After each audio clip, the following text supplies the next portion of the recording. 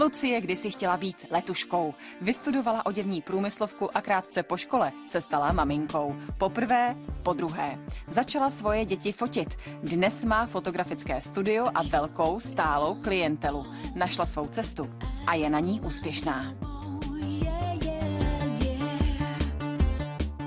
Můj první foťák byl určitě nějaký kompakt, už si přesně nepamatuju jaký.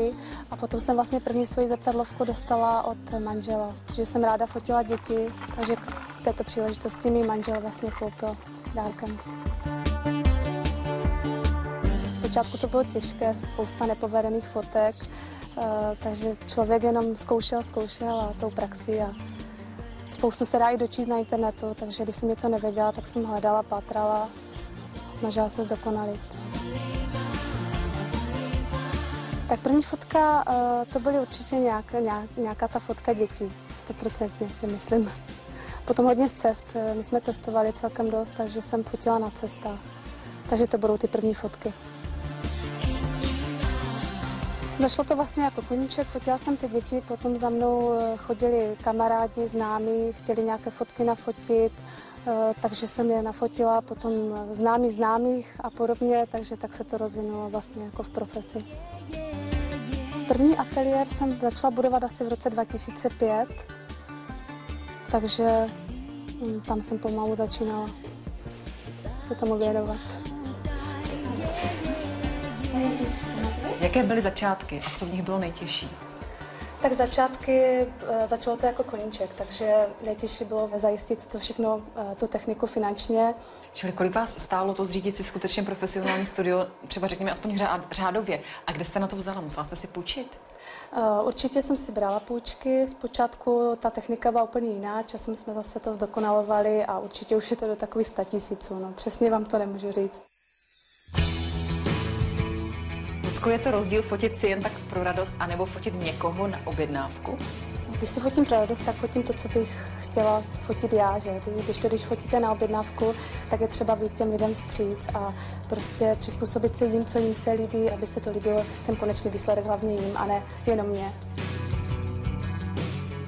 Tak fotím vlastně všechno. Reportážní fotky, děti, těhotné maminky hodně, svatby, proměny, produkty, cokoliv.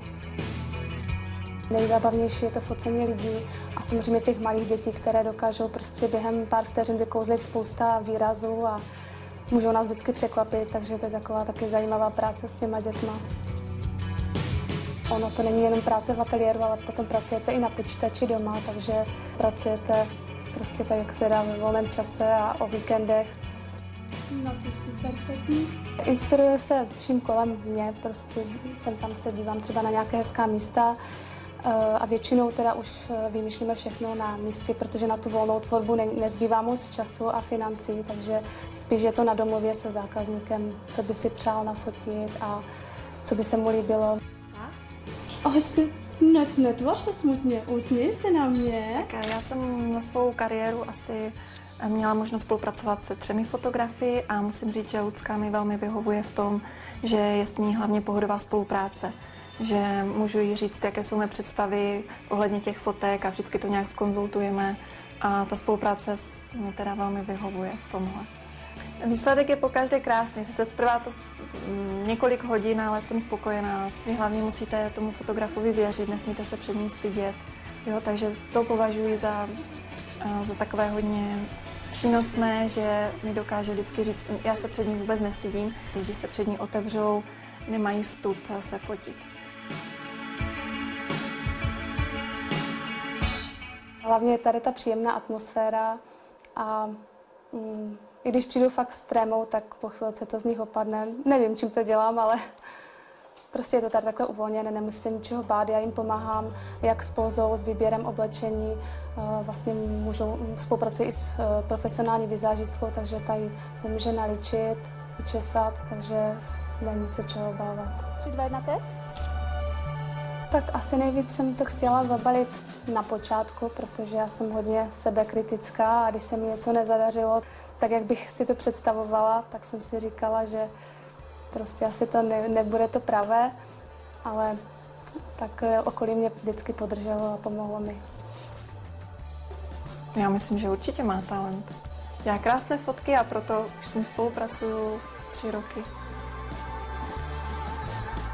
Někdy je to těžké se uživit, určitě jsou období, kdy je té práce méně a období, kdy je té práce více, takže snažím se to, jak se dá.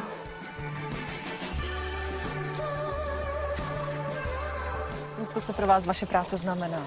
Tak práce je mou životní vášní a mým velkým koníčkem, takže to je důležité. Vy kromě toho, že musíte být dobře fotit, tak musíte taky dobře umět podnikat, abyste to všechno jaksi vybalancovala. Takže jaká je rada pro člověka, který by třeba něco takového rád zkusil? Co byste mu poradila do začátku?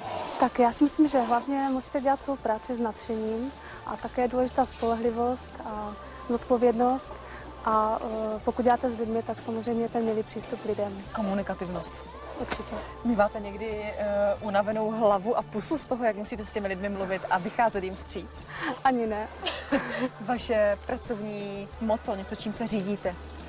Tak pro mě je hlavně důležité spokojenost zákazníků a tak, aby prostě, když se po čase podívají na ty fotky, aby byli spokojení a dělali jim radost celý život. Tak vám to přeju. Děkuju.